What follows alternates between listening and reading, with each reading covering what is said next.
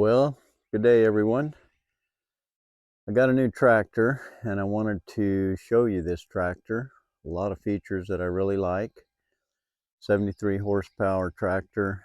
It's the M4-071 Deluxe. It's the deluxe model. I want to spend a little time going through the features with you. I don't know everything there is to know about it yet, but I'm learning and learning as we use it. So stay tuned.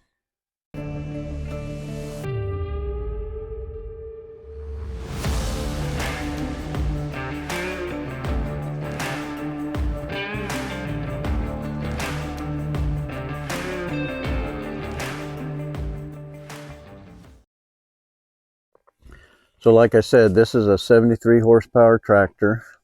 I think it's 60 PTO, cab tractor, heated and air conditioned, and very nice for the summer down in this part of the world, obviously, and also nice for the winter time when I'm trying to feed when it's really cold. And our cold probably will make some of you all laugh, but for us it's cold, it's humid, damp air, and it gets pretty chilly. So it's got the LA 1154 front end loader, and I'm just going to do a quick walk around. So here's the fuel fill up, which I like the position of this for sure, right next to the door. I got some mirrors that fold back and out of the way if you're working in trees.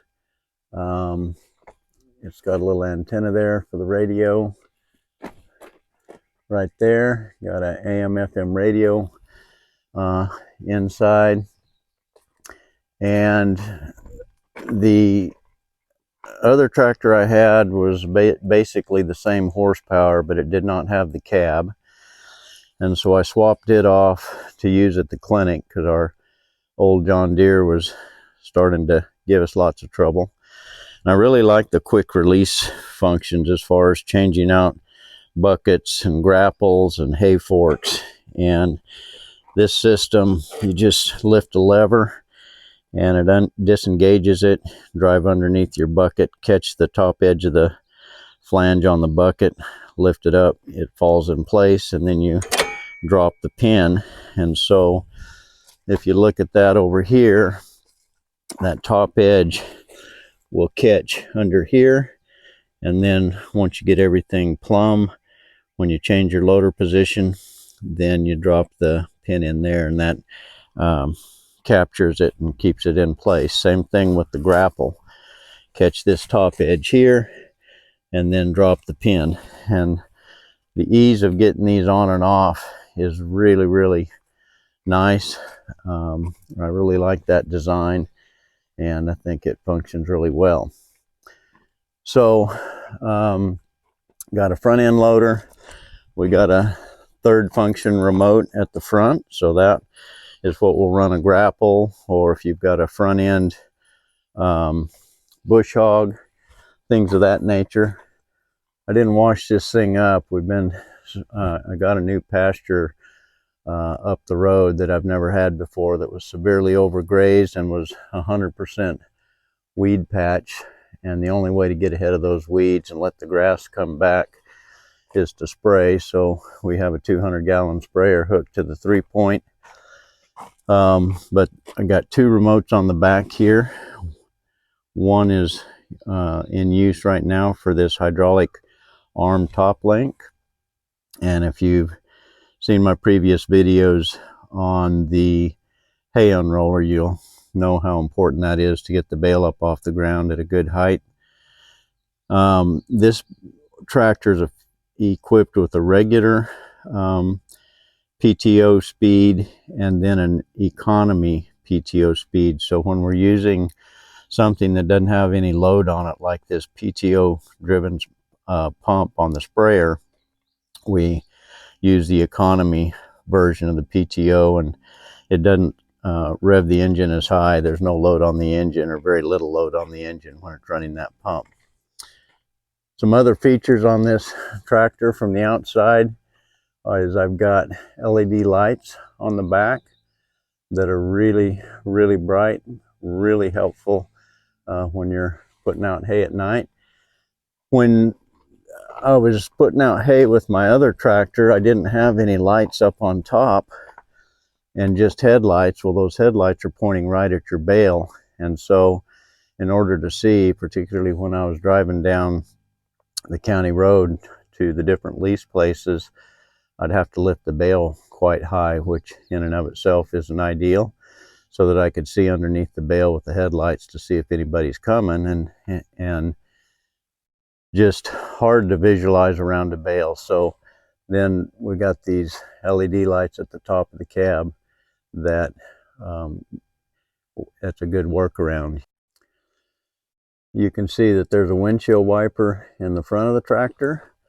There is not a corresponding windshield wiper at the back of the tractor. Probably would be handy, but not necessary. We got a windshield wiper fluid holder here so that we can clean the window. Heavy duty PTO or heavy duty 3-point hitch, category 2, I believe. And this is a boomless sprayer, just an aside. It'll spray with these blue tips on it. And the blue tips, you can change the size of the tips to get further or less spray and coarser or fine mist. But the blue tips on this sprayer will spray about 30-foot swaths. Another really helpful option that you can get on this tractor, I think it comes standard on this deluxe model, but you might consider for your tractor, if you can get the add-on, is this 3-point hitch mechanism to raise and lower the 3-point hitch from tractor side. So for instance, you back up to an implement that you're trying to hook up, trying to get everything just right as far as being able to get the 3-point pushed onto the attaching mechanism and whatnot. You can raise and lower the PTO just by moving this either way. It'll raise it and lower it from tractor side so that you can get it just right, so it makes hookup much easier. So very nice feature, and really recommend that. One thing that I wanted to show you as well is I had the option of either getting some wheel weights or just filling the tires with water and antifreeze. And so that's what we chose, was the water and antifreeze. It's plenty of weight for the things I have to do around the farm. And then we got a little toolbox here right at the front, just below the fuel nozzle. Probably in an okay location. I was worried at first that I'd sit there and knock that off. It's mounted well. It's very sturdy.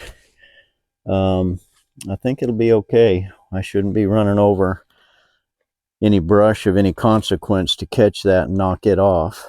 And then I got these good sized tires in the front. The 4-wheel drive part of it's all electronic. I'll show that to you. And I'll probably miss some features just because I don't know what they are, but let's take a look inside. So when you open up the door, one thing that's quite nice is 2 steps to get in, very conveniently spaced.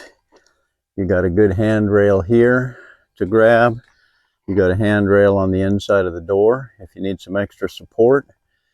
And then you've got the buddy seat here that allows kids to go with you, or a wife, or what have you. But this will be good for the grandkids. Grandkids can ride in the tractor with us. It's a safe environment for them with regards to being enclosed, and they can learn how to do the things we need to do on the farm. So we just lift up on the buddy seat to get it in place.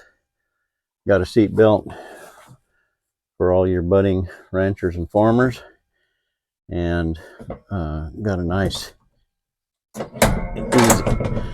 easy latch to get it undone. And then I wanted to show you the air ride seat. It came with a deluxe seat, but I upgraded to an air ride seat, and you can change the amount of pressure in the seat so that you don't bottom out when you're going over rough country. And so it's all activated with these switches here to increase and decrease the pressure. Very, very nice and very, very comfortable. We've got plenty of walking room to get up into the tractor cab. The steering wheel is pushed forward as maximum as it can, but look down here, there's a nice foot pedal that you depress to change the steering wheel angle. So once you get in and you're comfortable, then you can pull the steering wheel back to you. And so, very nice feature. I like that a lot. We have the on-the-fly forward and reverse, so you can be going forward in a gear, and so when you're going forward, it's positioned that way, and you can then while you're still moving forward, pull the lever back to reverse, and you'll reverse and go backwards. Very nice feature. It doesn't have a bulky big handle like the last tractor I had. Very, very simple, but very nice. And so then we have the front end loader with the third function remote. To start the third function, you have to push this button here, and that activates it so that these buttons on the side work. The joystick obviously raises, lowers, and makes the bucket go or changes the dump in the load portion of the loader. Has an emergency brake right here. I really like that particular function. Depress the top of it, push it forward, and it's off. Pull it and it's on. The other tractor I had, the other Kubota, I had to depress the brake and then pull up a little lever down here to keep the brake locked, and it's just a lot of bending over, and I didn't care for that much. This tractor has a 6-speed transmission, but 12 speeds total, in that you can put it in high, which is the rabbit, or low, which is the tortoise. And so you can work through those gears at either of those speeds. Going down the road, this thing will travel about, I want to say 26, 27 miles an hour. It'll get there fast in high speed, and I really like that. The other thing is you can shift on the fly. This button here makes it where you absolutely don't have to use the clutch when you're changing gears. You push that button in, and as you're moving, it allows you to go through the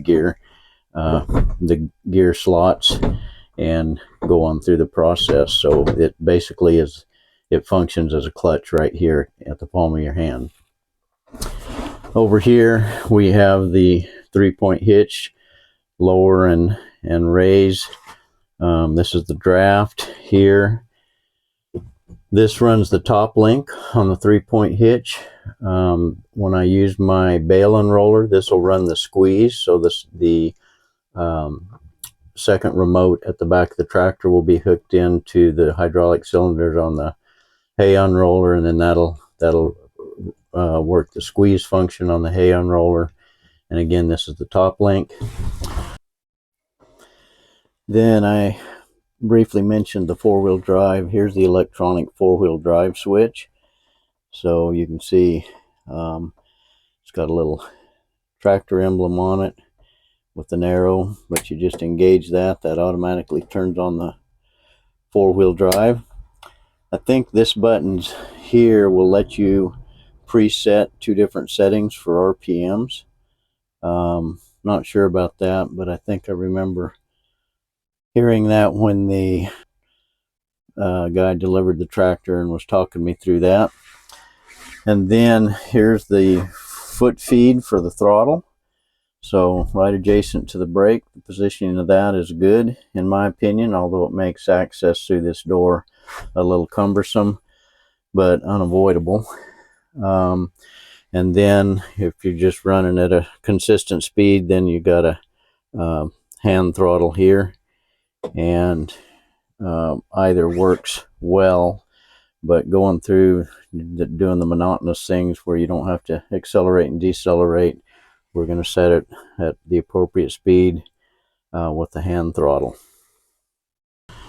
Over here is the PTO off and on, and it's very simple. You just depress that switch and turn it to engage, and then the PTO will start, and you just push it and it'll pop right back to off. Down here is the lever that switches between regular PTO, which is up, and economy PTO, which is down. And again, we are running this pump on this sprayer. We don't need much power, and so we push it to economy PTO, which will save fuel and it won't run the engine as high. We have a plug here, not even sure what that's for, but it's got a 3-prong plug, and somebody probably can tell me what that's for. I don't know. Some gadget. And then we have a cigarette lighter right adjacent to it right here. And we have a GPS system mounted here on the bar at the front, and this allows me, as I spray a pasture, to keep track of the spray. So we've got this set for 30-foot widths, and then it GPS locates us, and then it marks our path, and then we can come back and it accounts for about a 12-inch overspray so that we don't miss any spots. So this is an older system. We're going to get a newer system, and I'll go through that and turn all that on when I get that new system installed. It's got a bigger screen and it's got all the bells and whistles, so we'll detail that in another video. So let's turn it on. So to turn it on, you have to have it in neutral. You have to have this in neutral, and so we put that there. Key is here. Very quiet. I like that. The dash is well configured. RPMs on the left, fuel on the lower right, water temperature on the upper right, and then we've got miles per hour. We've got 19.1 hours on this tractor so far, so it's, like I said, it's new.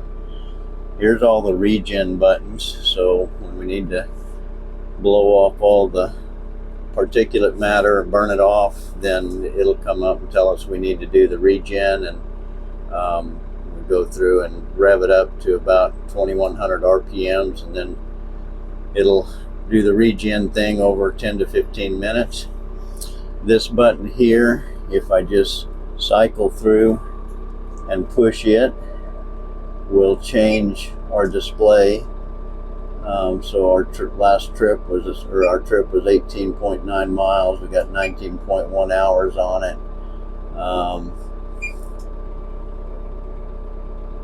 So that's that.